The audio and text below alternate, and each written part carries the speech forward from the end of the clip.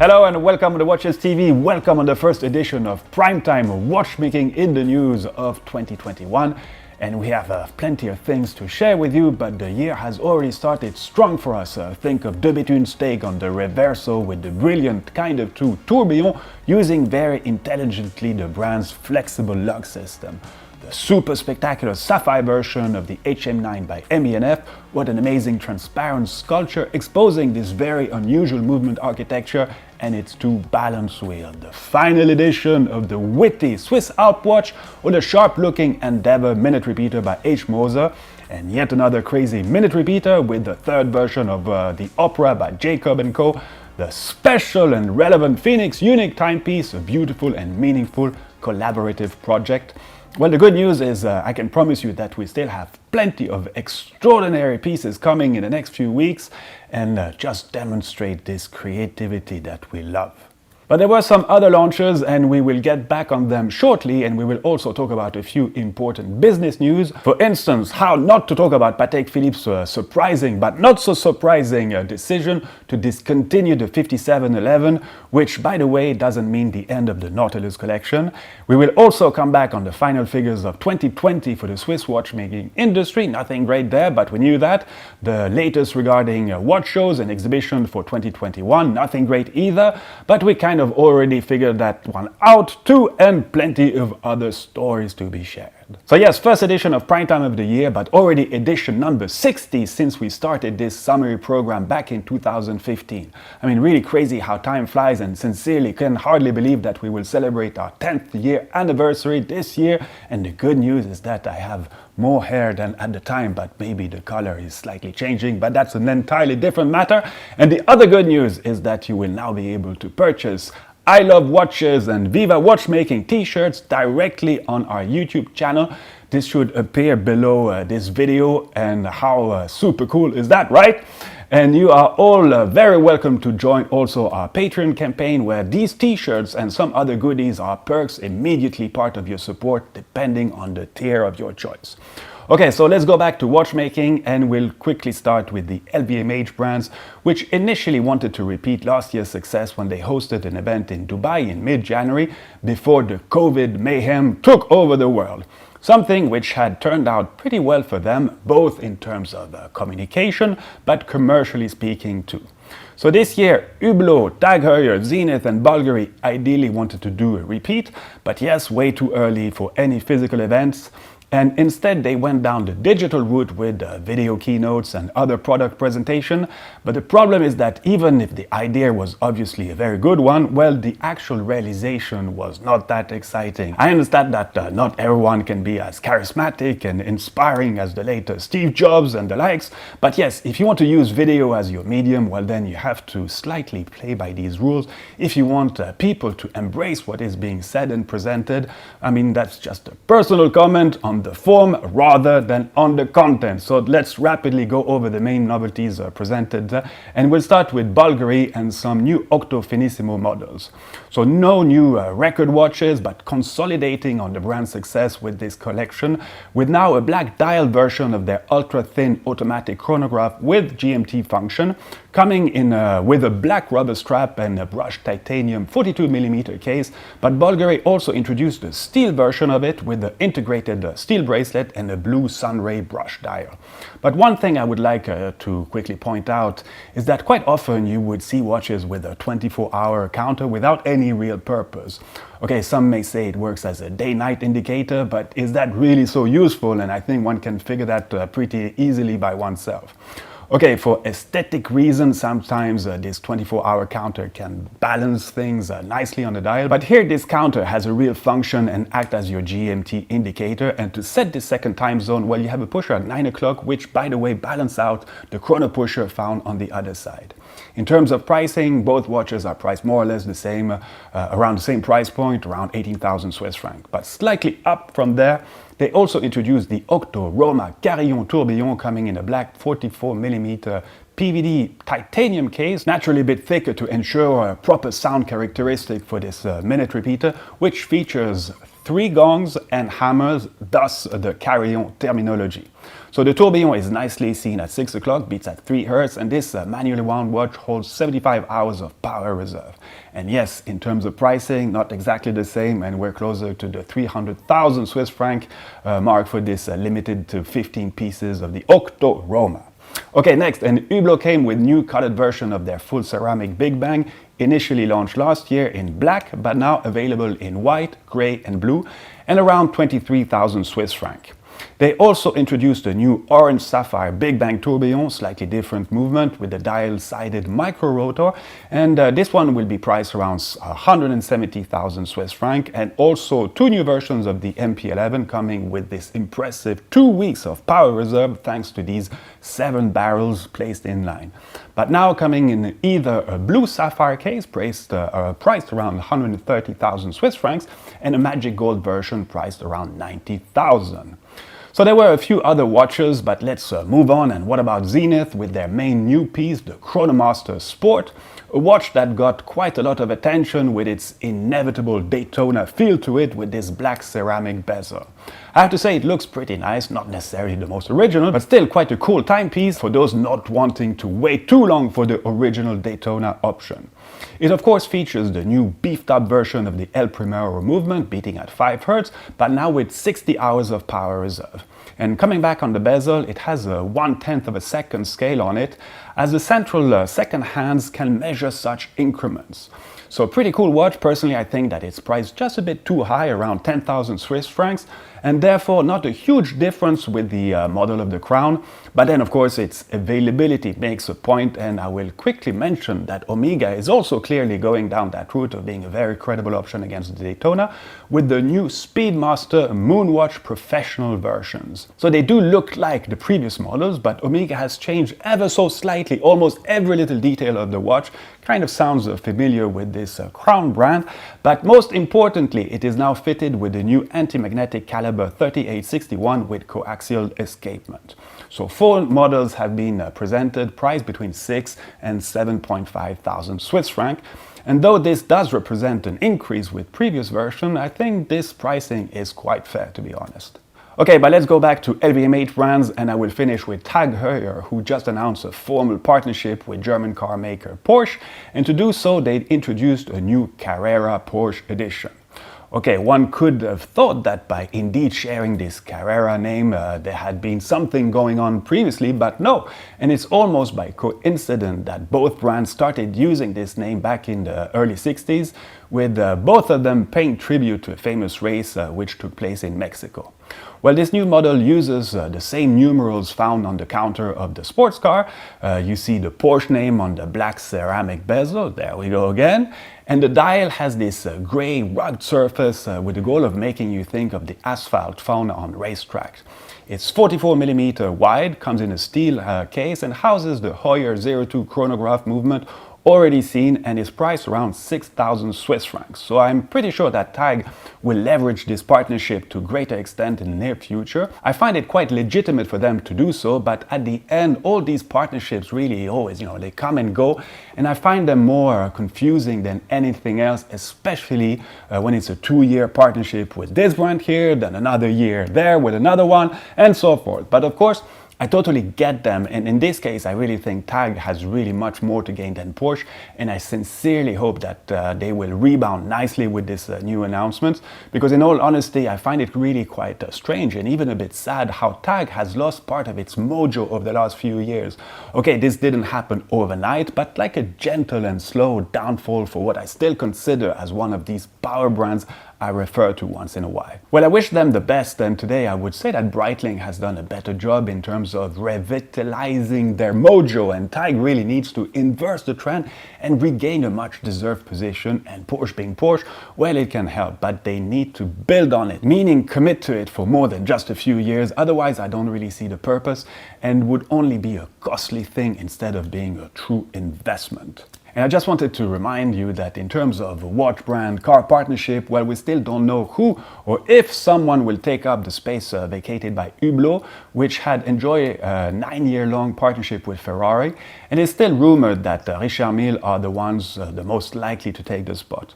So the brand is already quite involved in Formula One, being sponsors of McLaren, Alfa Romeo, Haas, without mentioning practically, all F1 drivers wearing an RM watch, and this not always via sponsorship deals, which is an even better communication tool, but yes, RM would make sense and probably one of the only brands capable of carrying it successfully with the means they have. So Rolex as the overall sponsor of Formula One and Richard Mille as a multiple sponsor of some teams and drivers. Okay, still a few watches to talk about before talking business issues. Yes, we're getting to the Patek 5711 matter shortly, but yes, before this, just wanted to add that the other day we had a pretty sexy visit as one of 3 of Audemars Piguet's Grande Sonnerie introduced last year, came to the club, and yes, I can promise you that in real these dials are seriously quite something. Okay, I saw only one of the model, but wow, this is special and original, and yes, it is a super sonnerie, so needless to say that it chimes like crazy. It's really quite loud. Urwerk launched a new version of the UR100 called the UR100V T-Rex, and taking a decoration pattern seen on some previous model, such as Urwerk's takes on the reversing timepiece with the TA T-Rex launched a few years back. So the UR100 is turning out to be quite a successful model for the brand with a lower price point, and this new bronze case version is set at 50,000 Swiss francs and is limited to 25 pieces. Okay, and finally, and on a totally different price scale, I am currently wearing a watch from Nevada Grenchen, a brand which was part of our first reasonable price watch selection. And now this is the Depth Master, a re-edition of a watch first introduced in 1965 and commonly called the Pac-Man because of these really original hour indexes. So the thing I find cool with this watch is its size for a diver's watch. It's only 39mm and has this baby Panerai feel to it with this cushion shaped, but comes at a much lower price point, of course, and we're talking a bit less than 1,000 Swiss francs for it. Okay, it will soon be available, and for more info, well, check their website, link below, or just for info, we will soon do another reasonably priced selection video. It kind of compensates slightly the crazy timepieces we normally cover. Okay, let's talk business. As a few days back, the official Swiss export numbers were revealed, and as you could expect, well, numbers were significantly lower by almost 22%, so going back to 2008 numbers. That's quite a drop, but this still has to be taken with some caution, as it doesn't reflect the entire truth, since there are many stocks out there, and what counts is really the number of watches coming out to the store, and there are still many that are still closed around the world today. So it's really the second quarter of the year where the biggest dive occurred, and then business gained a bit of momentum on certain markets. But to put it short, we can resume this to what happened in China, where local consumers made a huge difference since they couldn't purchase their watches abroad on tourist trips. So most big brands saw sales increase significantly in China, but again, you also have to take this with a bit of caution. Sales tax on luxury items are really high over there, and therefore brands have to adapt their prices, meaning reduce their margins if they still want to remain competitive. So maybe selling much more but not generating the same revenue compared to watches that were previously sold in, let's say, travel retail destinations such as Europe or airport duty-free shopping. Okay, well, all in all, every brand saw a sales decline, some naturally much more than others, and this can also be said regarding price segments where the high end of the product line was slightly less affected, some simply affected by production capabilities, which couldn't follow with fulfillment issues and factories, suppliers being shut down for a long time. And this not only in Switzerland, since there are quite a few that are relying on parts and components coming from outside countries, but also affected with production issues. So in terms of value, a drop of 21.8%, but in terms of volume, the drop is much greater, with a fall of 33% of watches exported. This is huge, and this acceleration in the wrong direction will inevitably hit harder the Swiss industry as a whole, and for instance, talking about these overproduction capabilities that we already know about. So like I said, everyone has been hit. Swatch Group, for instance, recording their first loss ever, and without the weight of brands like Omega and Longines, well, this loss could have been much greater. Richemont shared numbers too, also not that positive, but as their fiscal year ends in late March. One will see the exact situation for them soon. Okay, let's now talk about the brand which has gone through this chaos almost unscratched, and this is Patek Philippe. Okay, I mean, it's not totally true too. They also saw numbers go down by approximately 20%, and this mainly due to production capabilities, but the very recent announcements of the discontinuation of the 5711 Nautilus iconic watch has got nothing to do with this. As I said in the intro, this was a surprise to many, but in reality things had been quite openly discussed a few years back. I clearly recall a press conference held during Basel 2-3 years ago with the Swiss press, where Thierry Stern, president and owner of the brand, expressed his discontent at the weight of the 5711 in the eye of the market, and this is something I will expand a little bit. In my opinion, one of Patek Philippe's main strengths is that it's one of the rare brands to have a pretty wide and successful product mix. Okay, not all watches enjoy the same commercial and desirable success, but seriously, often with brands, especially with today's most successful brands, well, you will have one product, one family of product that will carry the brand. Obviously, the best example is Rolex, and though we can say that there are noticeable differences between the Sea Dweller and the Daytona, but they do share some kind of common DNA. And I say this in particular when you look in the past and you see how many crazy different models Rolex used to produce. Okay, now we know about the ones reaching crazy prices, beating records after records in watch auctions, these Padellones and co. But this is only the tip of the iceberg, and you just have to go on eBay or the likes to witness how many really unusual Rolexes do exist and were produced until things got locked with this sporty diary lines. I mean, think about the Cellini line revamped a few years back, nice collection, but must represent close to nothing on the turnover of the crown, especially that some retailers have to take them in order to sell the right stuff. Okay, back to Patek, and yes, they are one of the very rare to have a pretty well-balanced product portfolio, and I say this in terms of revenue, but also in terms of image. Think at Omega. Today we generally associate the brand to the Speedmaster and Seamaster, and they really communicate heavily on these two, but in reality, huge volumes are achieved with Deville and other constellations. Well, with Patek, over the last few years, the Nautilus has definitely started to carry by itself the entire brand image, with consumers resuming in a way Patek to the Nautilus, and this is a trap they want to avoid. Avoid the Royal Oak syndrome, which today partly resumes Audemars to this watch and therefore explains the massive efforts put on the Code 1159. But in the recent past, AP was much more than a Royal Oak. Okay, AP is enjoying a massive success with it, and many would love to have such a winner in their collection. But what if the Royal Oak started to be less desirable? Well, that would for sure have a great impact on the brand's overall performance and can represent a danger. So signs of Patek's decision to stop the 5711 were already out there. Thierry Stern telling us quite explicitly back in 2018 at Basel that as a brand they didn't like that it was cannibalizing the brand's other products and that they could stop it. Of course, everybody was kind of giggling at the very idea, but this was no smokescreen. They knew where they were heading to.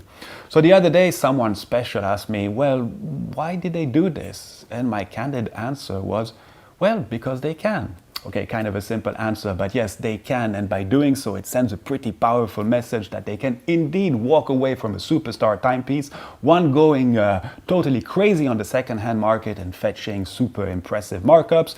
We're talking 3 to 4 times retail value, and this is something Patek has little control on it. Okay, I mean, it's always nice to know that people are willing to pay serious premiums for your products, and the announcements has definitely calmed this market. So the easiest way for Patek to move on was really to take this drastic decision. Like I said, Patek's products offering is much wider, and this is a way of repeating this message. Patek is no one watch brand and has never been. So they are indeed discontinuing the 5711, the most sought after steel watch, but they have no intention of stopping the Nautilus collection. And this is an important point as they will focus more on precious metal versions and will probably come up with a little surprise in the future. So for all of those who are on a waiting list, and we know it's a long one, a few years long one actually, well, I am very sorry as most of them will never be able to get the watch of their dreams. I mean, Patek could have decided to fulfill this list, but no, they went with the more brutal route of a proper production discontinuation, phasing it out more rapidly. But we don't have full details of this, and there is a high probability that there will be a final special edition version, and God knows what it will take to have one. I mean, you're probably better off playing the lottery. So all in all, I really think that this demonstration of power is totally rational and contributing very cleverly at the overall brand's perception as being precisely a very powerful brand. And in terms of brand equity, this is worth a lot and maintains the brand all the way up there. Okay, next topic and a quick update on the various watch shows set to occur in 2021. Well, the sanitary situation has so far been the perfect excuse not to come up with a constructive solution regarding their evolution. And what can be said about the great and missed opportunity of putting again everyone under the same roof to the benefit of all. Okay, the very nature of exhibitions can be seriously be questioned today, and this goes beyond the watchmaking industry, but you know my feelings regarding this and the need for such shows. So we now know that Watches and Wonders will be a digital-only event with quite a large number of brands participating in early April to this, and at the same time a physical version will occur in Shanghai, China. Yes, that's a slightly important market for all, but much less brands will participate compared to the Geneva digital version. Ex-Baselworld is continuing to push quite hard to revive the show under its new name, Our Universe, and the organizers are so far looking at making it happen in early July, but still some time until we'll know precisely what will happen, who will participate, if it happens. The EPHG, the Suppliers Trade Fair, is still set to happen in mid-June, but this date might still be a little bit early, but hopefully the situation will have turned around enough by then. But quite a risky call for the time being. So probably not much happening during the first semester, but brands really need to compensate with some clever and visible launches to show that the world is still turning, and by going by what we've seen from the independent scene week after week since the beginning of the year, where there are still some that can express their efficient and beautiful creativity. Okay, we're reaching the end, and despite some cloudy sky on the Swiss watchmaking industry, well, the good news is that cheese exports have increased nicely for Switzerland in 2020. So I don't know if it will completely compensate the drop, and joke aside, well, 2021 will be a really tricky year where the consequences of these economical realities will be felt much more vigorously by all the players of the industry. Not only brands, everyone is and will be impacted.